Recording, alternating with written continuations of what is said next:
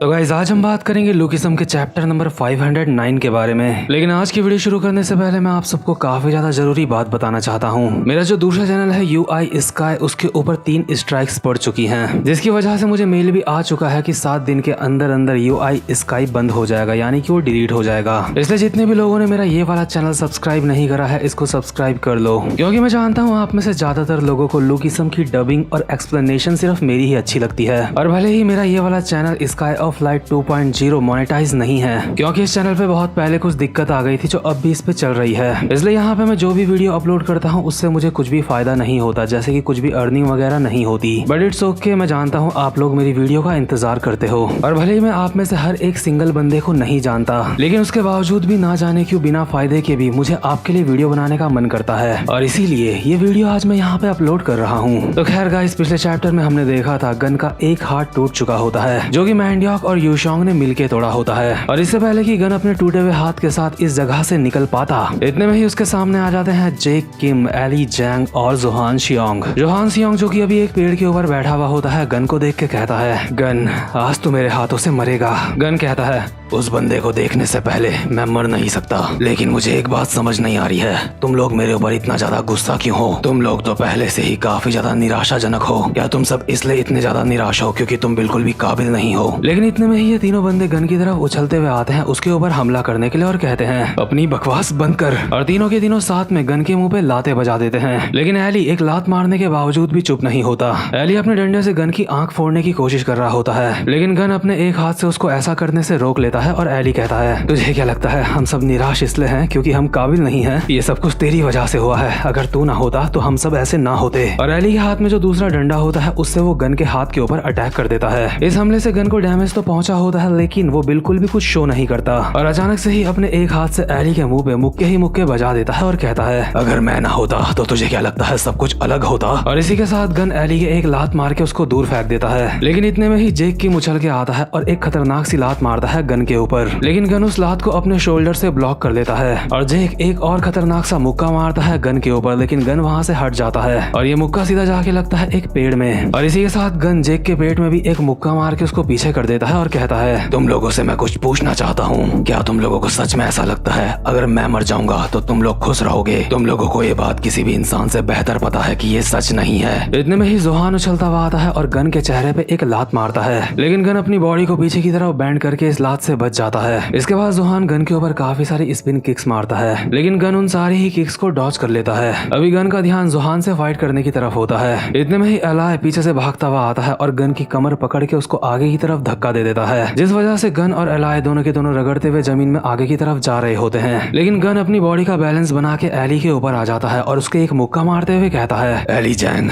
सच का सामना कर, वो लड़की हैदर, उसकी मौत मेरी वजह से नहीं हुई है। और इसी के साथ एली चला जाता है एक सपनों की दुनिया में, जहाँ पे एली देख रहा होता है हैदर को, जिसके हाथ में अभी हैदर और उसकी बच्ची होती है। हैदर एली को देख के बोल रही होती है, हे एली जैंग, आखिर तुम वहाँ पे क्या कर रहे हो? क्या तुम वहाँ पे ऐसे ही भूत की तरह खड़े रहोगे? हे एली, होश में आओ, आखिर तुम क्या कर रहे हो? एली को कुछ समझ नहीं आ रहा होता है कि आखिर यहाँ पे क्या चल रहा है, क्योंकि उसको तो ये पता होता है कि हैदर मर चुकी है। इसलिए एली बहुत ही हैरान होकर बोल रहा होता है, क्या हैदर, आखिर तुम यहाँ पे कैसे? हैदर कहती है, हे एली जैंग, क्या तुम बीमार हो क्या? आखिर तुम्हें हो क्या गया है? क्या तुम भूल गए जिस फ्रूट शॉप के सामने तुम खड़े हो वो तुम्हारी ही है? एली कहता है, क्या ये शॉप मेरी है? हैदर कहती है, हाँ, कस्टमर आते ही होंगे, आखिर तुम यहाँ पे क्या कर रहे हो? तुम ना जाने कौन सी ख्यालों की दुनिया में खोए हुए हो। इतने में ही यहाँ पे ओली वैंग भी अपनी स्कूटी में आता है और कहता है, एली, मैंने सारा सामान डिलीवर कर दिया, मेरी तारीफ करो। एली ये देख के हैरान हो जाता है कि ओली वैंग भी जिंदा है। इतने में वैरन और शैली पार्क भी यहाँ पे पहुंच जाते हैं। एली इनको कहता है,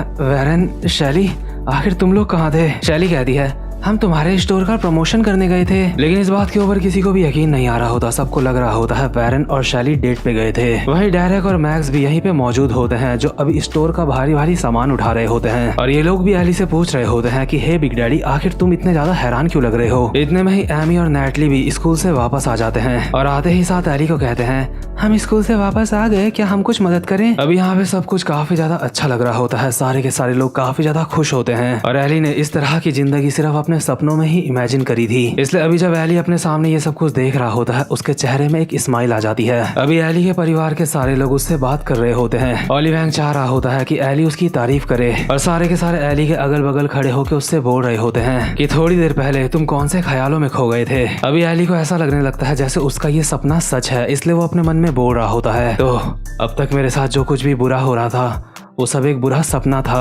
अभी सिर्फ एली का परिवार ही नहीं बल्कि अगल बगल के पड़ोसी भी काफी ज्यादा खुश लग रहे होते हैं। सब कुछ काफी ज्यादा अच्छा चल रहा होता है, सबके चेहरों में स्माइल होती है। लेकिन अचानक से ही एली की आंखें खुलती हैं और वो अपने सामने देखता है अपनी छोटी सी बच्ची को जो सो रखी होती है। यानी कि एली अभी सपने के अंदर सपना देख रहा होता है, लेकिन एली को समझ आ जाता है ये सब कुछ एक सपना है। और प्रेजेंट मोमेंट में एली अपने डंडे को गन के पेट में मारता है और कहता है अगर तू ना होता तो हम सब खुश होते, और अपने हाथ का सपोर्ट लेके पीछे से उस डंडे पे लात मार देता है, जिस वजह से वो डंडा गन के और ज्यादा खतरनाक पड़ा होता है और गन उड़ता हुआ पीछे की तरफ जाता है, लेकिन वो अपने पैरों पे लैंड कर जाता है। अभी हम देखते हैं गन के चेहरे से खून टपक रहा होता है और गन की इतनी ज्यादा बुरी हालत मैंने पूरे के पूरे लुकिसम में कभी भी नहीं देखी है। वहीं जो एली होता है गन को मारने के लिए पूरी तरह से डेस्परेट होता है। एली भागता हुआ गन की तरफ आता है उसके ऊपर हमला करने के लिए और गन साफ साफ एली के रूप में टॉम ली को देख पा रहा होता है। इसका मतलब यह है कि एली ने खुद को इतना ज्यादा इम्प्रूव कर लिया है कि टॉम ली गन को दिखाई दे रहा है उसकी जगह पे। गन के पास आते ही एली उसके ऊपर काफी सारे अटैक कर देता है एक ही झटके में, लेकिन गन इन अटैक्स को डॉच कर लेता है और एली अपने मन में बोल रहा होता है अगर मैं पुराना वाला एली होता तो मैं ये ना कर सकता,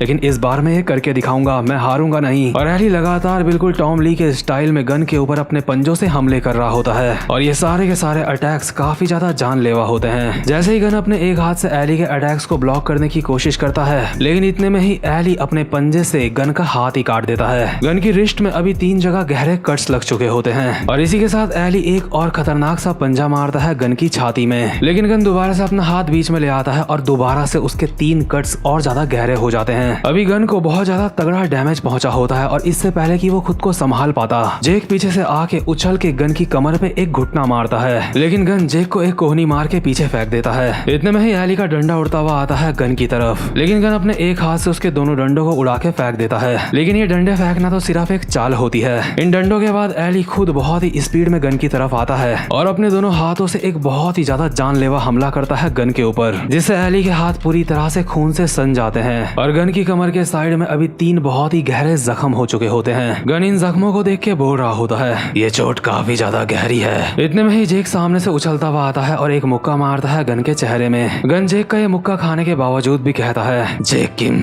पहले तूने मुझसे कहा था बिग डील को बचाने के लिए और अब तू मेरी पीठ पीछे वार कर रहा है। क्या यही है तुम्हारा सो कॉल्ड रोमांटिज्म जो तुम लोग हमेशा बिग डील के बारे में बोलते रहते हो? जेक कहता है बिग डील जैसी थी अब भी वैसी ही है, वो बदली नहीं है, लेकिन इस वक्त उससे फाइट करते हुए मैं बिग डील का मेंबर नहीं हूँ। मैं हूँ जेक किम जो कि यहाँ पे गन से बदला लेने के लिए आया है। गन, मुझे इस दिन का बहुत लंबे समय से इंतजार था। इसके बाद हम जेक की लाइफ का एक पुराना सीन देखते हैं जहाँ पे शीनू हान जेक को बोल रहा होता है जेक, क्या तू सच में गन से फाइट करने की सोच रहा है? चीजें अब वापस से वैसी हो चुकी हैं जैसे वो पहले हुआ करती थी। क्या इसके बावजूद भी तुझे ऐसा लगता है कि तुझे गन से बदला लेना चाहिए? जेक कहता है शीनू, तुम गलत नहीं बोल रहे हो, तुम्हारा कहना सही है, अब बदला लेने से कोई भी फायदा नहीं है, लेकिन नहीं, चाहे कुछ भी हो मुझे गन को हराना होगा, क्योंकि अगर मैंने ऐसा नहीं करा तो मैं हमेशा के लिए अतीत में फंस के रह जाऊंगा। मुझे याद है मैं पास्ट में खुद को कितना ज्यादा असहाय महसूस कर रहा था। उस वक्त मैं खुद को बहुत ज्यादा लाचार महसूस कर रहा था और यहाँ पे बात सिर्फ इतनी सी है कि एक इंसान दूसरे इंसान से बदला लेना चाहता है। ये मेरा अपना बदला है, इसलिए मैं बिग डील को इसमें इन्वॉल्व नहीं करना चाहता। अपना बदला पूरा करने के लिए मैं बिग डील का इस्तेमाल नहीं कर सकता। लेकिन इतने में ही जेक के कुछ खास बंदे जैसे कि जेरी लोग कहते हैं नहीं जेक, हम तुम्हारे साथ आएंगे। अगर तुम बिग डील के लीडर की तरह गन से फाइट करने के लिए नहीं जा रहे हो, तुम जेक किम बन के जा रहे हो, तो हम भी एज अ बिग डील के मेंबर तुम्हारे साथ नहीं आएंगे, हम जेक किम के दोस्त बन के आएंगे। मैं जेरी कॉन तुम्हारी तलवार हूँ और अपनी तलवार को तुम्हें जंग में ले जाना ही चाहिए। बाकी के दोनों लौंडे भी जेक को इसी तरह की बातें कहते हैं, जिस वजह से जेक के चेहरे में एक स्माइल आ जाती है और प्रेजेंट मोमेंट में जेक एक खतरनाक सा मुक्का मारता है गन के पेट में। इसके बाद बिल्कुल ही पागलों की तरह गुस्से में एक मुक्का मारता है गन के मुंह पे और कहता है गन, इस दिन का मुझे काफी लंबे समय से इंतजार था। और इसी के साथ जेक एक और लात मारता है गन की गर्दन में, जिससे गन को डैमेज तो काफी ज्यादा पहुंचा होता है, लेकिन गन पीछे होते हुए कहता है जेक किम, मुझे अच्छी तरह से याद है मैंने तुझे कहा था इस सब का कोई भी मतलब नहीं है। तू चाहे कितनी भी बार कोशिश कर ले लेकिन तू मुझे नहीं हरा सकता। और इसी के साथ गन एक खतरनाक सा मुक्का मारता है जेक के पेट में। लेकिन हैरानी वाली बात यह होती है कि इतना खतरनाक मुक्का खाने के बावजूद भी भले ही जेक की हालत खराब हो चुकी होती है लेकिन उसके बावजूद भी वो कहता है एडवाइस देने के लिए तेरा बहुत बहुत शुक्रिया, लेकिन इस बार मैं तुझे हरा के रहूंगा। और जेक अपना पूरा दम लगा के गन के ऊपर एक मुक्का मारने के लिए आता है। और अभी हम देख सकते हैं जेक के पीछे हमें उसके फादर भी दिखाई दे रहे होते हैं। और इसका मतलब यह है कि जेक अभी काफी ज्यादा सीरियस है और अभी अपनी इसी सीरियसनेस और डेडिकेशन के साथ जेक एक खतरनाक सा मुक्का मारता है गन के पेट में। और ये वाला मुक्का गन के बहुत ही ज्यादा जबरदस्त पड़ा होता है और शायद ये मुक्का एक गेम चेंजर भी हो सकता है। यानी कि अगर जेक लोग जीतते हैं तो इस मुक्के का उसमें काफी ज्यादा बड़ा हाथ होगा, साथ ही साथ में एली जैंग के जानलेवा हमलों का भी। और गन के जैसे ये खतरनाक अटैक पड़ता है इतने में ही एली जैंग इस चांदनी रात में उछलता हुआ आता है गन के ऊपर हमला करने के लिए। लेकिन गन अभी काफी ज्यादा फ्रस्ट्रेट हो चुका होता है और एली जैंग का सर पकड़ के जेक किम के सर पे मार के इन दोनों को जमीन में चिपका देता है। इसके बाद इन दोनों के सर पे खतरनाक सी कोहनी मार के इनको जमीन में और ज्यादा अंदर की तरफ चिपका देता है। जेक किम और एली का भी इतना खतरनाक अटैक तो पड़ा होता है कि वो कुछ देर तक उठ नहीं पाएंगे। इन दोनों को जमीन में लेटाने के बाद हम देखते हैं गन अभी हाँफ रहा होता है और इतने में ही गन के सामने से चलता हुआ आता है जोहान शियोंग। गन कहता है मैं तेरा इंतजार कर रहा था जोहान शियोंग, लेकिन मुझे तुझसे ज्यादा उम्मीदें नहीं है क्योंकि तेरी आंखें खराब हैं। अभी जोहान गन को ठीक से देख भी नहीं पा रहा होता। लेकिन इसके बाद जोहान अपने हाथ में लेता है उस मेडिसिन को जो कि जोहान को जिनयुंग पार्क ने दी थी। जोहान इस पूरी की पूरी बोतल को ही अपने हाथ से फोड़ देता है और इसकी दवाई अपनी आंखों में लगा लेता है, जिस वजह से जोहान अभी गन को बिल्कुल क्लियरली देख पा रहा होता है। और जोहान एक डेविल वाली स्माइल के साथ कहता है चिंता मत कर, मैं सब कुछ देख सकता हूँ। और यार ये वाला चैप्टर देख के ऐसा लग रहा है जैसे गन सच में मर सकता है, क्योंकि गन की हालत अभी काफी ज्यादा बुरी हो चुकी है। लेकिन उसके बावजूद भी गन के चेहरे में एक स्माइल है और अब आगे क्या होगा ये देखना काफी ज्यादा दिलचस्प होगा। तो खैर गाइस, उम्मीद करता हूँ कि आपको आज की वीडियो अच्छी लगी हो। और मेरा UI स्काई चैनल कुछ दिन बाद डिलीट हो जाएगा, इसलिए UI स्काई को दुआओं में याद रखना। तो ब्रदर्स एंड डियर सिस्टर्स, अब मैं मिलता हूँ आपसे अपनी नेक्स्ट वीडियो में, तब तक के लिए गुड बाय।